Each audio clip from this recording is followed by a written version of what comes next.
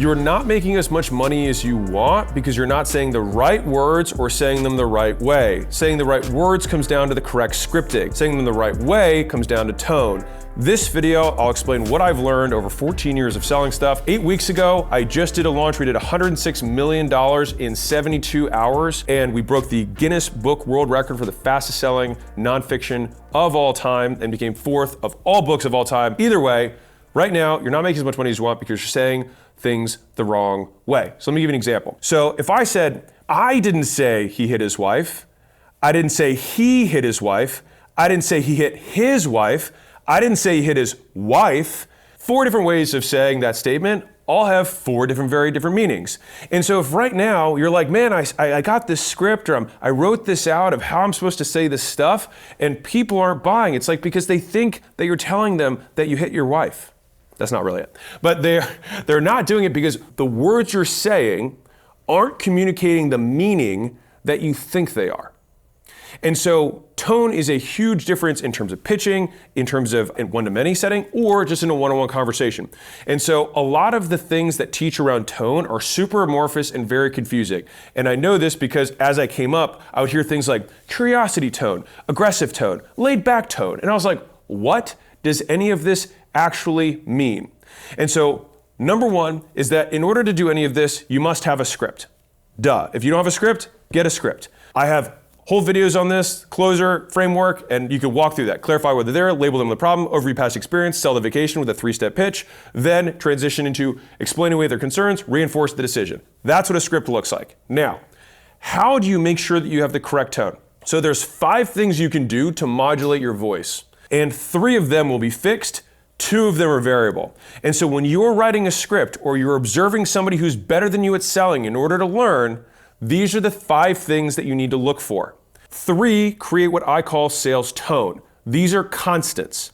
And so number 1 is that you have to speak loud enough that they can hear you. This should sound obvious. If they can't hear you, they can't understand you, they can't buy from you. Now, this matters more in person than it does over the phone, because over the phone they can adjust their volume. In person, it matters a lot. The second part of sales tone is that you have to speak slowly enough that they can comprehend you, right? If you talk too fast, trust goes down. If you talk too slow, they think you're an idiot. And so you have to hit the sweet spot, which is typically under 185 words per minute and above 135. So that's a bit of the sweet spot. So for me, I tend to talk fast. And so when I gave my presentation at the book launch, which I referenced earlier, I know that I speak at 185 words per minute. And so I had to reverse engineer when I knew I was going to be dropping the link in order for people to buy at that timestamp, and then knew I had to have this many words prior to that point.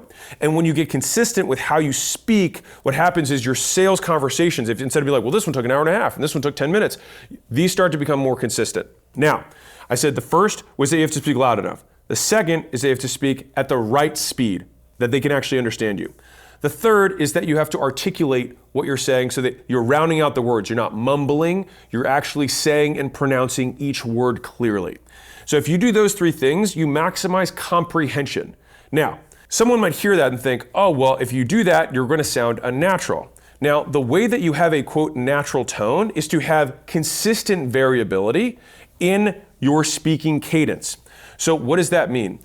If you sound like you're reading a script, the reality is it's because you don't know the script well enough. And so you probably are reading the script. If you want to sound like you're not reading a script, stop reading the fucking script. So how do you do that? So this is scientifically backed. This is one of the fastest ways to memorize anything. So you print out 2 versions of your script. You're gonna have the script you correct yourself from and then the script you read from. So here's how the practice works. This is how I train salespeople.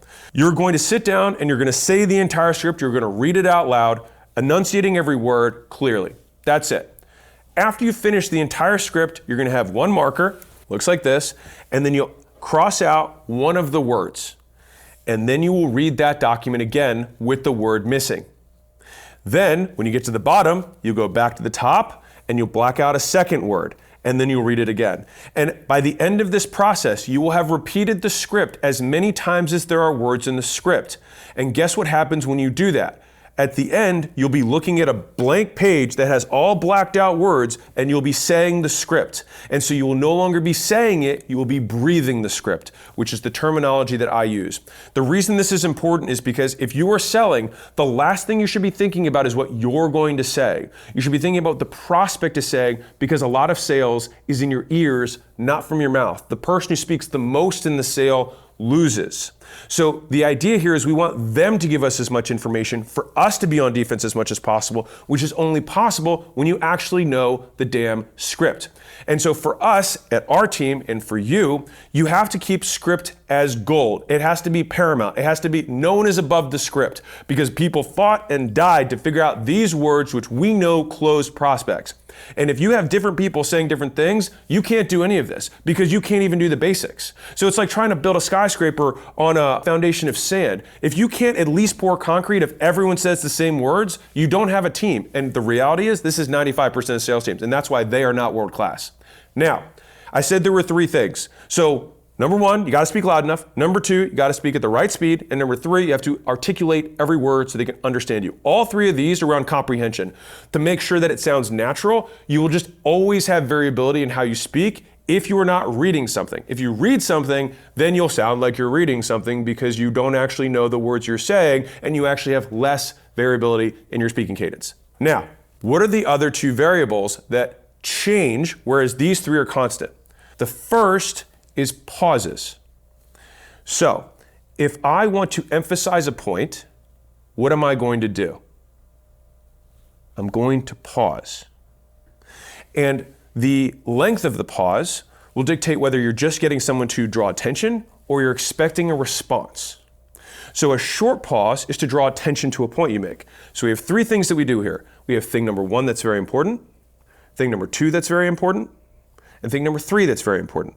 And when we pause this way, people know that we're competent, but we're also speaking in a way that they're going to be able to pay attention and hear what we're saying. That's number 1. In terms of the things you change. The way that we document this in the script is that I have ... dots to dictate that you have shorter periods and a full period for a full stop. And so when you're looking at a script, you should be able to read it the way you would read anything. If you had a ... you'd maybe make a point, take a quick pause, and then get to the next point. If you have a period, you have a full stop. Correct? Everyone with me so far? This is how you have the first of the elements that draw attention or get someone to respond. The second is your frequency on your voice. Basically, does your voice go up or does it go down? Now, if we want to have your voice go up, what would we do in normal writing? We would put a question mark, which means I could have a single word with a question mark behind it. I might say, John. By saying that, I dictate that I am asking a question and I'm soliciting a response from the person. If I said, John, I'm clearly not asking for a response right now. And so it would then follow that the most important time to solicit a response from a customer would combine the 2 things that show the customer that it is their turn to talk back to us. So what would that be? We would have a long pause and we'd raise our voice. AKA, you ask them to buy and you shut the fuck up. That's how it works. So the reason I'm saying this is because some of you train sales teams, some of you are being trained by a sales manager, and some of this language is very confusing. And it was very confusing to me as I came up as a salesperson. And as somebody who has trained many salespeople, this is the simplest structure for getting people to consistently speak in a way that gets people to buy. And so as long as you fundamentally know the script, then the volume, the speed, and your articulation should be constant. And the variety that you'll have in terms of your going up and down, that'll happen normally because you actually aren't reading it. The actual words that you'll dictate inside of how you'll notate it on the script so the salesperson knows what to say and how to say it will literally just be these 3 punctuations, a period, a ... and a question mark. That's it. And the reason I wanted to make this video is because so many people spout so much bullshit and they say so many words that no one understands that they themselves have never defined. And so they're like curiosity tone. And you're like, how do I do that with my voice? Hey, have ambitious tone. What? What does that mean? You can only do a certain number of things with your voice. And so these changes will make sure you say the words the right way. And when you say the right words the right way, you allow the right words to do their full job the way they were intended. And by doing it this way, you will be able to duplicate the same sales process in the same people so you can get more consistent outcomes between reps and within a rep's career. So if they go off track, you as a salesperson or as a sales manager can listen to their calls or listen to their sales recordings and say, okay, this is the language I can use to describe the changes they need to make in order to improve their conversions. Hey, you're not speaking loudly enough, which might translate in somebody say, hey, have more confidence. It's like, what does that mean? Speak louder. Okay, cool. You might be speaking too fast, which they might say, hey, you sound nervous. You're speaking too fast. Just say that. Stop sounding nervous is not helpful. Speak at a slower cadence is helpful. And so I would say that from a tactical perspective, as someone who's trained a lot of salespeople, the third element I said about enunciating the words, fully pronounce each word, will automatically slow someone down who talks too fast when they are nervous. And the point that this is most crucial is in the close. The close is where you need to manage your tone the most. And that's typically where people have the highest emotions, have the highest adrenaline, their cortisol is spiking because their hearts start fluttering because they're like, I hope they buy, I hope I didn't mess anything up. And then also if someone says no in response, that's when the objection handling comes in. And if you talk too fast, it can come off aggressive, right? If you talk too loud and fast, it sounds aggressive. Sound too slow, you sound slow. I'll just put it that way, all right? And so functionally, big picture here, the reason the close has the most pauses and has the one question that matters is because we want to make sure that they're paying the most attention when we're asking them to buy. That's the point. Now, if you look back at the pitch that I just did in August for the book, you'll notice if you look at the entire 2-hour plus thing, where is the longest pause? When I ask people to make a decision, to make a purchase. That's where. Also, there's tons of research that supports this. There's 3 big meta-analyses, I don't remember where they are from, Columbia is one of them, where they showed that people who wait up to 8 seconds after asking someone to buy closed 30% more sales. Now, the reason that I think this is very important for anybody who sells anyone is that you have to give people time to process. Right? Like if you ask a question, they have to have some time to make that decision. So not trying to fill the space and allowing them the room to then respond increases the likelihood they close. Many people will fill the space that you create because they get nervous or feel awkward in situations where no one is talking. If you had to pick between you talking and them talking, which one do you think sells them better? Them talking. Why? Because people believe what they say, they believe very little of what you say. And so the reason that selling is about asking questions to get someone to sell themselves is because the questions lead them to respond. And their responses, it's what sell them on why they should buy your thing. This is the point. When you're in the objection handling parts, so a little bit later, I'll give you one more pro tip, which is outside of the scope of this video, but I think you'll still like it, which is I have spent a long time creating, scripting out overcomes for, time. Hey, I don't have time for this, or hey, it's the wrong time in my life, or I got to talk to my spouse. I need a decision maker. Give me a little bit of time, which is a different thing, which is a stall. This is really expensive, which almost no one ever says. They just come up with other excuses because this is really expensive. Is rare. Now they might say it's out of my budget, or I can't afford this right now. Blah blah blah. So there's all these different things that I would try and script to overcome these particular issues. And I will share something with you that was a huge aha moment.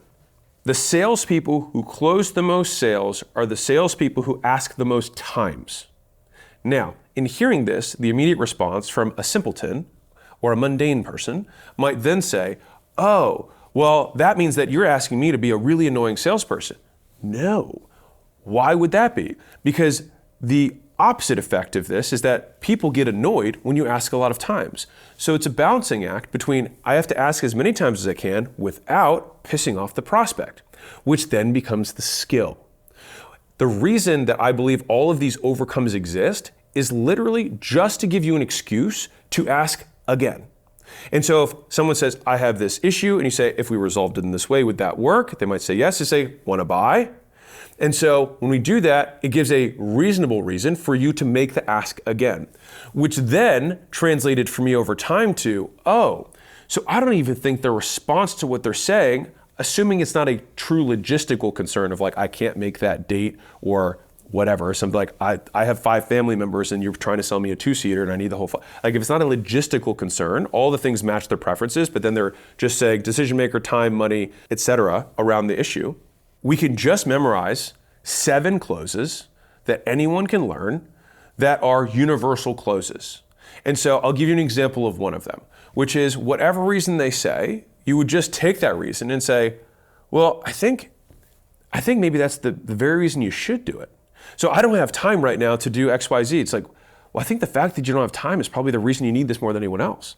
I don't have money right now. Well, I think the fact that you don't have money is probably why you need to do this more than anyone else. Because if it's a consumer product, I would say then it means you're going to care more than anyone else because you're going to be so invested in it. If it's a B2B product, I would say the reason that you need to do this more than anyone else because you don't have the money is because this is exactly what this B2B thing is supposed to help you with. You don't have enough customers. Our SEO is going to help you. You don't have the right pricing and packaging, which is what we're going to help you with, right? Like the problem that you're using to not buy is the problem that we solve through you buying.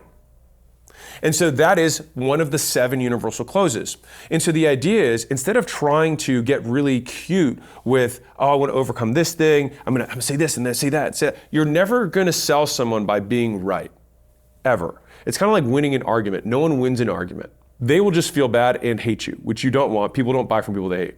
And so the idea is, how can we just reframe and then ask again? And that's it. And I would say from my experience and from looking at the sales data we have, you're only, and as much as people love to obsess about objection handling, myself included earlier in my career, you're really only going to pick up 20, maybe 30% of your sales after the no. The vast majority of the selling happens prior to the ask. And so that's 2 components. One is everything prior to them having the conversation with you.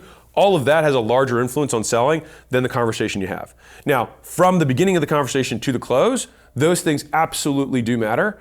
And typically, you'll lose them in discovery. I would say of the places where most people mess up the sale, it's going to be discovery. Most people understand the pitch pretty well. Closing is fundamentally like if they say no, then you have objection handling. The intro is very short. You should know that, like, you can breathe it, of course, breathe in the script. But the discovery, the disco, is where most people mess up. I'll give you a little pro tip on discovery, and then I will wrap this little tonality guide, which is fundamentally what discovery entails is that we're trying to match their problems to our potential products and solutions. That's all we're doing. And so we ask them questions like, so what have you done so far to solve this problem? You know, how long have you been struggling with this, X, Y, Z, right? We try to ask them questions so that they can say, I have this problem. That's the whole point. Now, what happens when you have somebody who's either not very communicative or somebody who's not that warm is they're going to give you one-word answers. They're going to give you empty things that don't give you enough ammo, enough meat to then match what they're saying to something that you sell. The way that you overcome that is something that I call pulling teeth, which is you say, can you give me an example of that? And the beautiful thing is that you can continue to repeat that basically over and over again. So they say, well, you know, business isn't growing. And you're like, can you give me an example? They're like, well, I mean, you know, this year is the same as last year. And you're like, okay, can you give me a specific example of like what's different between this year and last year? They're like, well, nothing's different between this year and last year. You're like, okay, so breaking down just like specifics here. So I'll alternate between specifics and example, and you just bounce back and forth between those things until eventually you say, you know what, I have the same amount of leads as I did last year. Okay, and here's the point where discovery turns valuable. You say, once you've got that meaty thing, you have to recap or chunk up, which is says, okay, so you're not getting leads on a consistent basis. Is that right? Yes. So it sounds like, we draw this inference, it sounds like you have a marketing issue. Is that fair to say? Great. What else do you think is holding back your growth? And so we continue this cycle, and then we say, great, can you be more specific? Can you give me an example? Can you be specific? Can you give me another example? You keep doing that until you have 2 to 3 key points that you have chunked up. And what do we do when you chunk up to, oh, it sounds like you have a marketing problem. Oh, you have a packaging problem. We're going to chunk up to the things that we sell. And so then when we transition, we say, hey, real quick before I dive in, it sounds like you said you have inconsistent lead flow, so you have some marketing issues we got to deal with. We need more reliability there. You're not making as much profit as you want per sale, so it sounds like we have some pricing and packaging issues. Is that fair? They say, right, okay. So if we solve this marketing and pricing and packaging issue, do you think it would help grow the business? They say yes. Then they've already accepted the sale. Now we say, great, now that you've already agreed that whatever I'm about to sell you already would help you grow, can I tell you about our thing? Because I think it'd help you out given what you just told me. They'll say yes. Then you say, hey, I'm gonna match the problem you just had, which was, so that for that marketing issue, because you're getting inconsistent lead flow, do you think it would help if you sat down and talked to one of our marketing directors who did this thing and cured cancer and was the best marketer in the world and did $106 million for this book launch? Do you think he'd be able to help you grow your $1 million business? Yeah, I think that'd probably help me out. Great, problem one solved. Second issue, but we can't really do the marketing unless we have proper pricing so we can increase the gross margin of the business so we can propel the machine. Is that right? Great. So if we were to have you meet with our pricing and packaging expert who only meets with home services businesses like yours and has done this for 6 years and has helped over 2,000 businesses, do you think they'd be able to help you with your pricing and packaging issue? They'll say, yeah, I think so. You say, great. Then I think you'd be a great fit. Ready to rock and roll? That's it. Now, at that point, if you have a quote pitch, then you'd say, hey, the 3 ways we're going to do it is this, this, this. That's going to help you, create or resolve your constraint or resolve your, your overweightness, whatever it is. And then you make the invitation and then you shut up. That's it. And so fundamentally, the reason that you are not making as much money as you want is because you're either saying the wrong words or you're saying them the wrong way. And if you use the tone guide that I just outlined, you'll have the 3 constants, which is you speak loud enough, you speak at the right speed, and you enunciate every word so they can understand you. And then the 2 things that will only be variable in your script will be when you pause and when you raise your voice. That's it. The rest is hullabaloo and mythology, and this is what creates consistent sales. Thank you. My name's Alex Ramezi. I'll be here all week.